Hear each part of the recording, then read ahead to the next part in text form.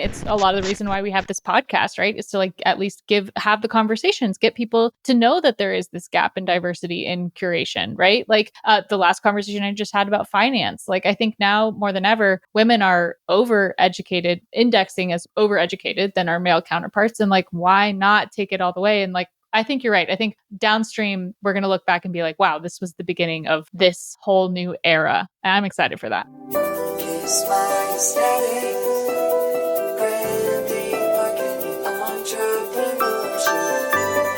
Greetings and welcome back to the Kiss My Aesthetic podcast. I'm so excited to have new guests on the podcast today. Welcome, Alicia. Thank you so much for having me, Michelle. I'm so excited to chat with you. It's going to be a fun conversation. This is a very personal interest area of mine, which is art curation. But talk to us about who you are, what you do, and who you help. Absolutely. So my name is Alicia Puig. I am the curator and co-founder of PXP Contemporary online art gallery. I've been running the gallery for over 5 years now, and it's been such a great time. I mean, I came in at this really interesting moment where online art sales weren't really such a big thing. And then, of course, the pandemic happened and nobody could be visiting galleries in person. So our gallery did really, really well in those years. And it's just been really nice to be able to use the gallery as a platform for emerging artists specifically. So I work with artists who are new, who often haven't worked with the gallery before. And we right now work between the price range of $50 and $5,000. So again, really honing in on these newer artists to be that initial kind of incubator or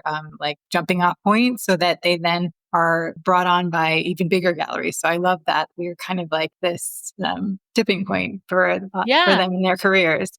So that's been what my focus has been for the past 5+ years. In addition to that, though, I should mention that I've co-written 2 books with my business partner, the Creative Business Handbook and the Complete Smartist Guide. So the second one was our one that we published with Chronicle Books. And that is more of the big picture guide for artists or any creative entrepreneur to really start that venture. And we take them from A to Z. And then the first book that we self-published, that is more for the true visual artist that wants to take their career to the next level and really be able to start selling, start marketing themselves. And we made it as comprehensive as possible. It talks about everything from websites and running your social media to creative burnout and, how do you deal with imposter syndrome? So that was such a pleasure to write because it's something that we lived through ourselves, trying to make our way in the art world. And that has just been such a joy to see it continue to be read by people all over the world, even 5 years later. So those are kind of the main things, an overview of what I do.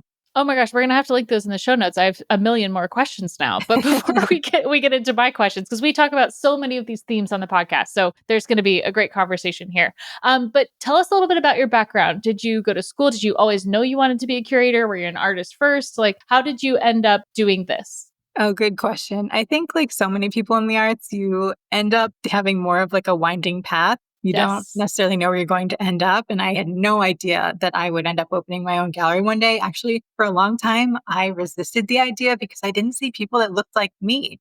There were some women that I worked for and they were amazing, but being a woman of color, it's different. It just is. So it wasn't until my business partner actually told me at the beginning of 2019, Alicia, you're ready to open a gallery. And that was that final push that I needed. So thank goodness. I always tell people, everyone needs a cat in their life. Mm-hmm. You could just need that person that sees something in you that you don't see in yourself. So that was the final push. But before that, I'll go back to the beginning. I definitely was an artsy kid growing up. My claim to fame that I always talk about is that in Girl Scouts, I got every single art patch. Yes, girl, same. Yep. So I was definitely Easily. an artsy girl. But beyond that, I did go to school for fine art. So I studied at the Kutztown University in Pennsylvania, and I earned a double BFA in painting and printmaking. So I definitely had this foundation of fine arts. But then I shifted focus, and I knew that I was more interested in potentially working on the business side because I was working at the student gallery. So I thought if I knew that I was going to be working in potentially galleries or museums, then I should go towards art history. Because at the time, there were not specialized degrees. I'm going to age myself a little bit here, but there were not specialized degrees of curation, of museum studies, of arts administration. It was basically you either went and got a business degree or you went towards art history. And those were the degrees that would lead you to those positions. So I went the art history route and I got my MA in art history at Temple University. And from there, I started interning in galleries. I did, I think I want to say 8 internships. I don't recommend that. It was insane. Luckily, some of them were paid. So that was great. But from that, I just kind of realized that that was going to be my path, but I still jumped around between different roles within arts organizations. So I was doing admin, I was doing e-commerce, I was doing sales, and eventually all of those skills that I built up rolled into what I do now in running the gallery. Oh my gosh. Okay. So interesting because similar story to you. I was an art major, fine arts, emphasis video and sculpture with a particular emphasis in new media. And Ooh. then also did my art history degree at the same time. So fine arts, bachelor's, and also bachelor's in art history. But I was so conflicted because I went to college. I knew I wanted to do something creative. Same to you, creative kid, like was going to end up doing something in the creative realm, but couldn't Mhm. decide between business and arts. And I went to the majors fair at my university, University of San Diego. And I said, I want to study business and I want to study art because there's such a stereotype of like being a broke artist. And I didn't want Mhm. that for myself, which we could talk about that too. But it was such a shame to me that you had to choose between the two. Because either you could be a business major and you could study marketing, and that's as creative as it was going to get, or you could be an art major and you could self study business, but you weren't going to get business classes in the art department. And it frustrated me to no end that there were so many of these amazingly talented artists that drastically underpriced their work, didn't understand a balance sheet, didn't know how to market themselves, weren't going to ever run their skill as a business because it was like perceived as like a sellout. So then when I finally stumbled on branding, I was like, at least this is a combination of those two things in my mind, right? Like it's artistic, it's creative, but it's also business minded. But I got a museum internship as well. And I remember being so frustrated by how slow it felt compared to like entrepreneurship of like the bureaucracy and the red tape and the like trying to get things approved. And I mean, there's so many directions we could go with this conversation, but let's talk about that first one of like, art is business and business is art. There's the two things are way more related than two opposing colleges, don't you think? Oh my goodness. I feel like we're kindred spirits because all of these Yes. conversations are exactly how I grew up in this field, and they're conversations that I've had over and over and over again with my business partner. That's exactly why we ended up writing the books that we wrote. I mean, they're absolutely intertwined. And just kind of speaking a little more to my school experience. So there was one business course that they offered, but you took it in your senior year. And it was poorly timed because when you are hoping to apply to graduate school, obviously you need to do that in advance. And so by the time you took that Mm-hmm. class where you were going to be writing your statement, writing your formal resume, getting your website together, you were already a year behind. So our peers would graduate, they would have to go into the real world and get a job. And often because they didn't set themselves up with their art practice as a business, they would get a job in another field. And so they would Mm-hmm. fall off of the art Mm-hmm. track and not get back Mm-hmm. to it unless they happen to make that shift later on and go towards their and go after their MFA. But it just happened that so many dropped off and never went back. And it just broke my heart because they were, like you said, so many of them are incredibly talented. And who knows where they would Mm-hmm. be now if that course was a little bit earlier or if we had multiple courses, which is really what should have happened. So Mm-hmm. Mm-hmm. that's a little tangent there, but No, I completely agree. And what a crime it is that the marketing department wasn't talking to the art department. Like, hello, like the marketing was under the business school and the art department is under arts and sciences, which is lovely. But like, you guys are going to work together regardless, like either in a freelance setting or in a corporate setting. Like, there's so much more crossover between those two departments that I feel like it was such a shame. So, like, luckily enough, my family is very entrepreneurial and I was very ambitious in that from the get go because I actually started my business in college. So it's like 10 years now that I've run this business, which is crazy. But nice. I think you're totally right. Like, what are some of the things as you're onboarding artists so now as a curator, you're, I'm assuming, taking in all these great artists and giving them a platform and opportunity to sell their work and to start working towards those bigger goals as being an artist's career. What are the things that most artists like don't have any concept of? Like they come to you and they're like, I don't know, like, I don't know what to price it as, or I don't know what my costs are. Like, what are some of the things that you're helping them with on that side? Oh, so many things, but you touched on one of them for sure. Pricing is a huge one. So one of the things that I am really proud of is that so many people talk about pricing formulas, but if you look it up online, no one has actually made a calculator, but I did. So Okay. it's very simple. There are these wonderful formulas that exist, and yes, it's black and white. And so you have to play around with them. It's not going to be magic. But I made 3 different versions so that anyone can go plug in their materials costs and their labor and exactly how much they think they should be paying themselves per hour. And it spits out a number. Now, I don't expect them to use that exact number, but it at least gives them a framework to start A from. And then, baseline. like I said, there's 3 different ones that they can play around with. And so that has been a huge thing that people have come to our website for. I get tons of traffic for it every day. And people said it's really, really helpful. So just something so simple as taking formulas, making them into a calculator, make it even more simple for them to get, like you said, that baseline to work from. So pricing is always a huge topic because it's not just about pricing individual work, but it's pricing commissions. And what about when I start working with the gallery and they have to take commission? How do I figure that out? So all of those things, working with galleries in general. So what do the contracts mean and what is normal to expect? What about if they ask for a commission and a fee and marketing costs and all of this? And I'm like, no, well, let's wait a minute here because there are some galleries that are legitimate and they're working for you and they earn their commission. And when they do all of that work, they should get part of the sales. And there are some that ask you to pay fees up front. Those are called vanity galleries and they are not the same. So I think a lot of artists go into this thinking that all galleries are going to treat them equally. And that's just not the case because we know that galleries can run the spectrum from good to, we won't talk about those. So about being careful. No, it's such a good point too, because I think a lot of that is very gate kept. And I just had a great podcast conversation with Shay Bacani from Centra Financial. She helps people with their business financial plans, their personal financial plans, everything like this. And we talked about how much of the conversation of finance is gate kept, and especially gate kept from creatives, because there's this whole, definitely you need to know your labor, your materials cost, all of these things. But we're not even considering your IP, your intellectual property or the idea or the creation of the thing either. Yes, it's your time, but how many years did you study and how long have you been perfecting your craft to be able to make the thing? It's the Picasso story, right? It's someone comes up to Picasso and says, draw me something. And he draws it and says, how much is that? And he puts out a ridiculous number. And they're like, what? You just drew it in 5 minutes. It's like, well, I've been doing this for 40 years. It's why it took me 5 minutes.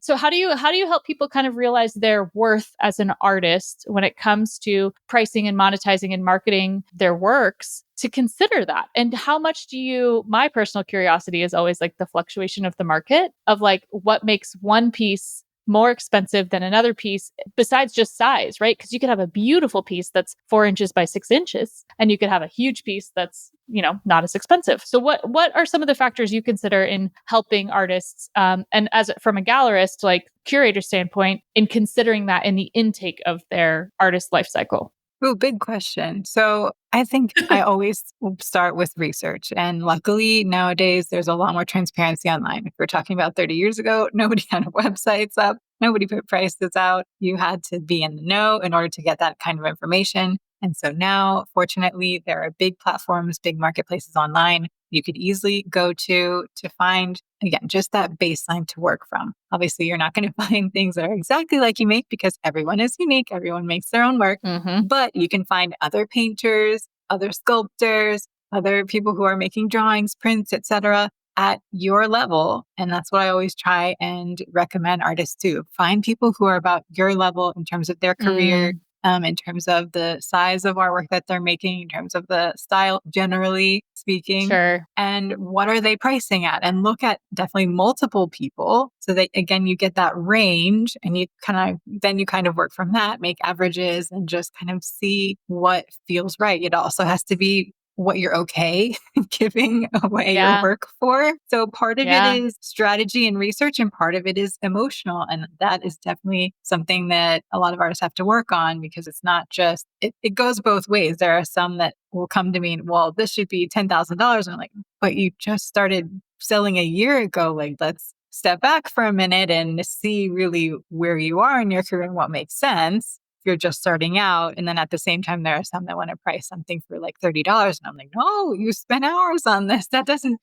even cover your cost of materials. That doesn't even cover the cost of you potentially recovering the the materials costs and your labor costs to be able to make something else. Like you at least need to have the base down so that you can create more work in the future. So it's a good balance between those two things, definitely the emotional and also the financial aspect. So yeah, it's a lot of thinking that goes into a lot of strategy, but it's been good to work with artists and see that progress. Yeah, it's the same that happens in business, right? Like if a client comes out the gate and is on day one of launching their business and their signature service is $5,000 and they have no demand, it's like, well, then it's not worth $5,000. Like, and I always tell people when you're new and you're just starting out, at least on the business side, like it's a risk for the other person to hire you because you don't know what you're doing yet. So if you think about this, we translate this to the artist side. It's like amazing to invest in like a beginning, like one of the first pieces, first collection of an artist that makes it huge. But also there's a chance that it doesn't go anywhere. You know what I mean? Like the value of art changes over time. And that's such an interesting conversation as well, right? Is like, what are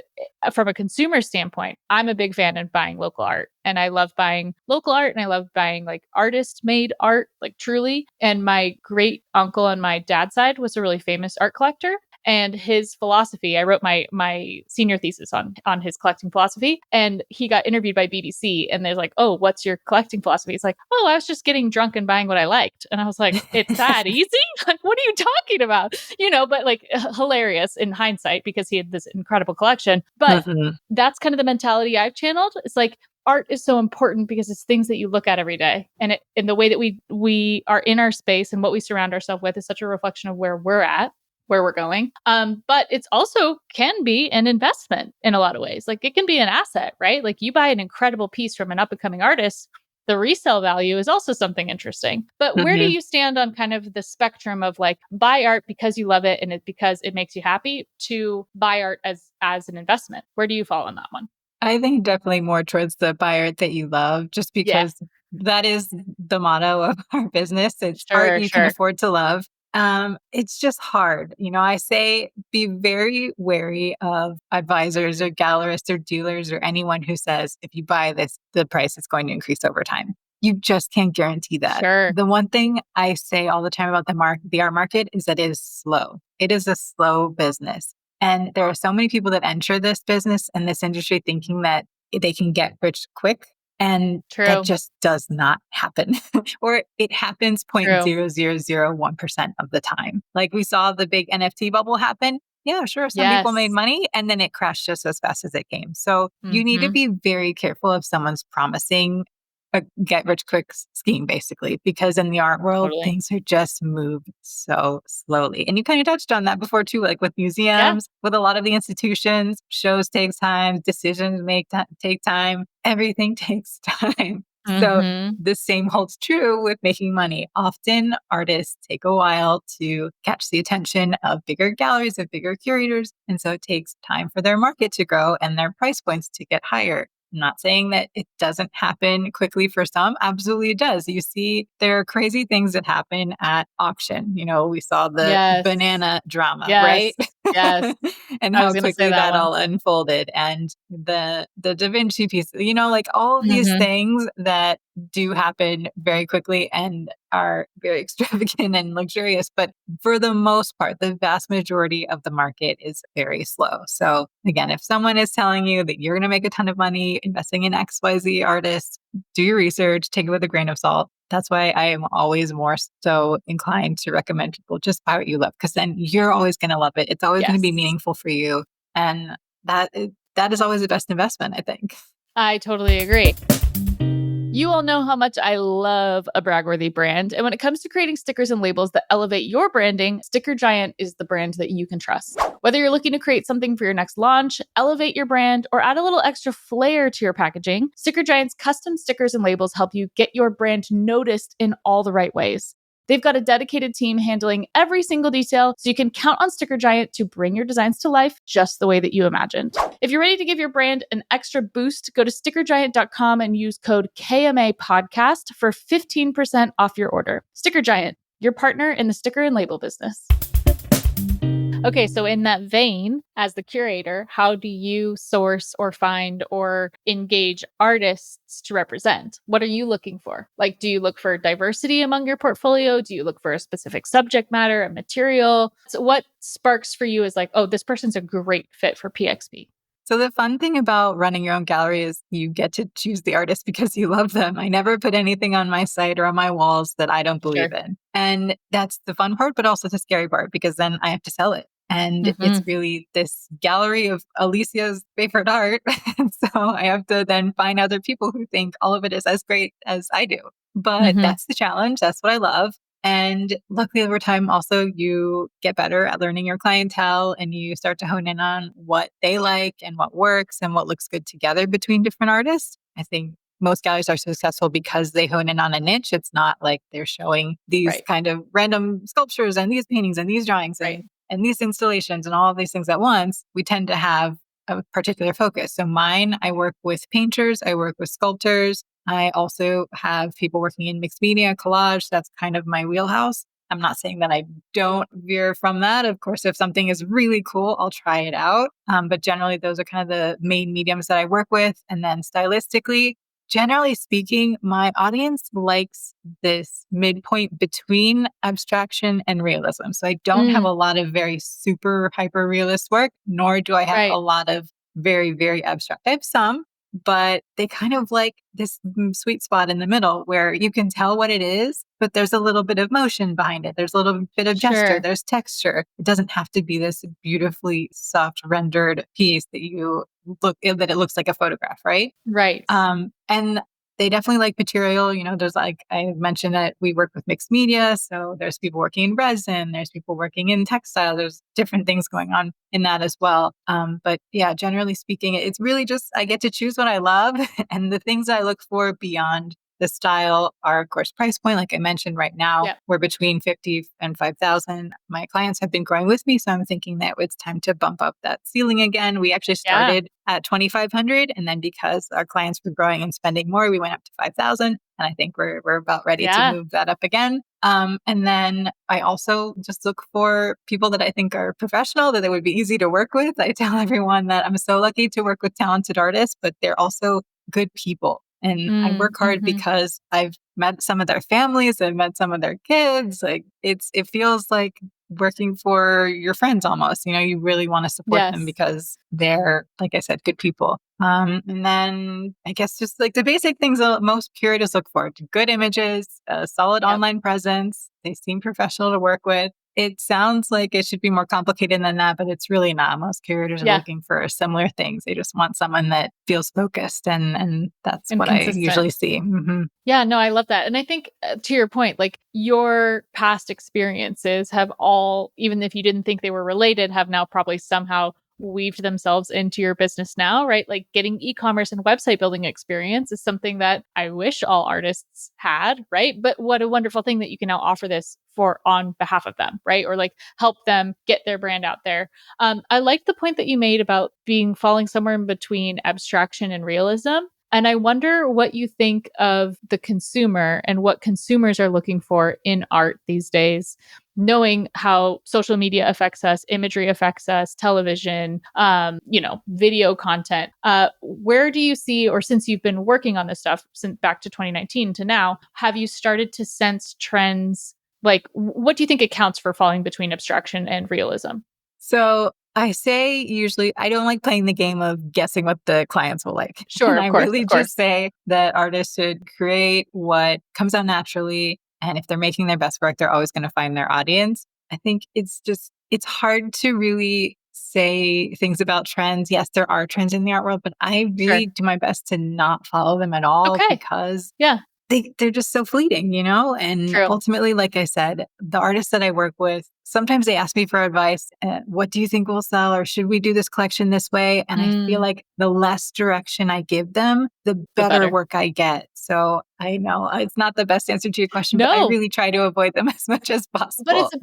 but herein lies the difference, right? Between like what I think you get to do versus something that I'm doing is like I have to be on top of trends. I have to understand where's the consumer, where are they spending their attention, how are we attracting them into the business, how are we making this thing make money? And I think where art falls in such a beautiful beautiful margin is kind of this, if the artist is following their true curiosities and their true passions, like it's inevitable that, in my opinion, that culture will inform the work that they make in some capacity, right? Whether it's narrative-based work about their family, whether it's non-narrative and it's just colors and shapes, or it's their own. But art and artists specifically do such a good job of creating a time capsule of where they are, what they're thinking, what they're going through of that time that we may not see or not even appreciate until decades later, right? To your point, like art moves slow. So I think that's always been a really an interest of mine. But I'm curious where what you think on that, if that feels like it's aligned or not. Yeah, absolutely. Absolutely. I think what you said is truly on point. I mean, I don't really have anything to add because I agree. Yeah.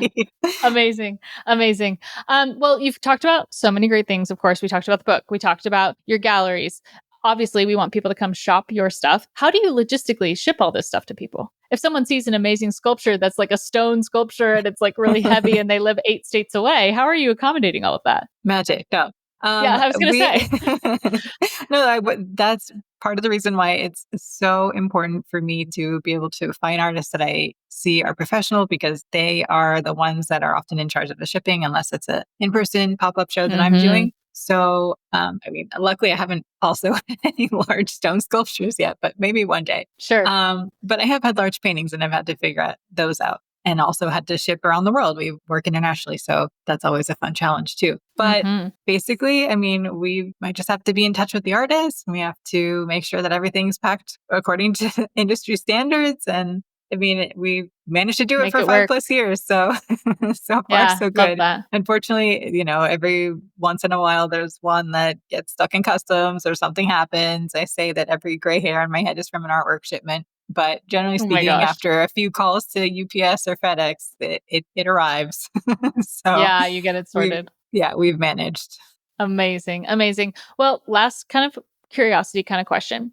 If you could change one thing about your industry, snap your fingers, and this problem was solved, what would it be? Diversity. Ooh, I love that. Tell me more. Oh, man. I mean, like I mentioned at the very beginning, I almost didn't even become a gallerist because I just didn't see people like me. And it's even today, I go to art fairs and I see the other gallerists that are there. And it depends on the level of art fair. But at the ones that I've been to, I'm often one of the younger ones and one of the few of color still. So it's not something that feels like there's overt discrimination. No, but you still notice, you still feel a little bit different. And you also wonder, do people walking around take me as seriously? Because they see other people, other gallerists, other booths, and these other galleries have been in business for 10, 15, 20 years. They've been showing at the fairs for 10, 15, 20 years, whereas I've been in this only a few years. And sometimes I think about that and it makes me a little nervous because I wonder, like, are they looking at me and seeing like, oh, I should buy from this gallery too? I don't know. I hope so, because I put as much effort as into my booth and into curating and bringing these artists together, but you just never know. So that's something I think about a lot, but it's something that I've experienced working in galleries, but also it's all across the spectrum of the industry. It's in museums, it's in institutions. Donors, are you kidding me? Yeah. Collectors. Although the cool thing that could happen is there's been data that shows that there's going to be a huge wealth transfer to women in the next, I think it was 5 to 10 years or so. And so we're going to have to see, does that really move the needle? Will we now see more women in power, in charge in the art industry? And will we finally see more women being collected at auction, being acquired for museum collections? I really, really hope so. I hope so too. It's a big mission for me. It's a big mission for the kind of brands that we work with. I mean, it's a lot of the reason why we have this podcast, right? Is to like at least have the conversations, get people to know that there is this gap in diversity in curation, right? Like the last conversation I just had about finance. Like I think now more than ever, women are overeducated, indexing as overeducated than our male counterparts. And like, why not take it all the way? And like, I think you're right. I think downstream, we're going to look back and be like, wow, this was the beginning of this whole new era. And I'm excited for that. Yeah. I mean, we'll just have to see what happens. I'm hoping for the best. It just feels like another thing that the art industry might be slow at. True. That's But also true. But you know what? You're making waves. We're having this conversation. We connected over threads, which I love. And we'll definitely be in touch because now I want to snoop the whole site and see what I want to buy. So please tell everyone where we can find you, follow you, shop all the art that you have to offer. And also, if they're an artist listening, what are their next best steps? Absolutely. So we're very easy to find. It's just pxpcontemporary.com. That's our website. And then on all the social media platforms as at PXP Contemporary. And if you are an artist listening, I always say, don't wait for opportunities to come to you. I've made so many strides in my career just from sending that cold email or going up to that person and introducing myself. You never know what can happen. And in fact, amazing things can happen. It's almost insane how many things have come up just from like that one extra step and following up. You got to follow up with people. Again, I know I've said it a million times, but the art industry is slow. Sometimes people need that second email Extra or push. read. Yep, exactly. So don't wait.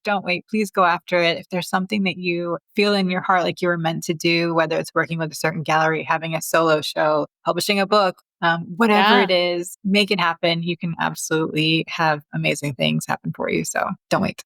I love it. Well, thank you so much for your time today, Alicia. I really appreciated this conversation. Like I said, this is a big mission of ours, is to talk to more curators and artists and gallerists on the podcast, because I feel like that's also an underserved population in the podcast format. There's so many podcasts about marketing. There's not that many podcasts about the fine arts. So why not build it and they will come, right? Yes. But thank you everyone for listening. Don't forget to check out the show notes. Check out Alicia's books, plural, so impressive. And we'll have those linked in the show notes. If you love this episode, don't forget to subscribe, share it with a friend. Thanks so much. Thanks for being here. Thank you so much for having me. Bye.